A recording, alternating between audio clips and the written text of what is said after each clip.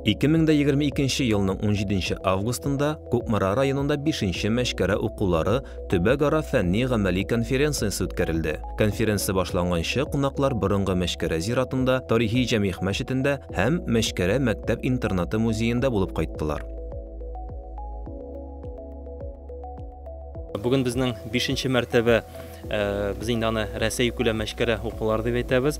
Бу ислам динен рәсми рәвештә кабул итүгә 1100 еллыкка багышланган безнең болгар бабаларыбыз тарафыннан.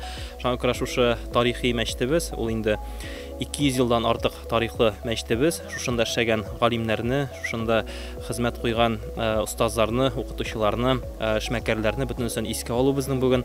Аннан тыш мәшкәрә укуларында катнашучылар истәлекле вакыйгада Кукмара шәһәренең Һидаят тәрбия үзәген ачуда катнаштылар. Аллаһу акбар, Аллаһу акбар, ла илаха илляллаһ. Бу инде безнең үзәк, тәрбия үзәге дип атала. Һәм инде бик тиз арада безнең бу төзелде. Менә узган елның 21 елда 7 майында муфти Камил хәзрәт килеп беренче ташны куйган иде. Һәм инде менә без аны шушы вакытка инде өлгертергә дә өлгерттек, алхамдулиллах.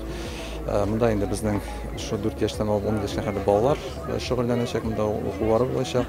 Һәм дә инде шушы тагын үзебезнең алдагы елларга да тагын әле үсеш планыбыз бар. Инде иншалла аларында тагын күрешергә насыйп булсын. Конференцияда Тарихи Җәмигъ мәшкәрә мәчетен торгызу, борынгы зираттагы каберләрне саклау һәм өйрәнү, авыл мәчете һәм аның мәдрәсәсе тарихы турында документаль фильм булдыру зарулыгы турында резолюция кабул ителде.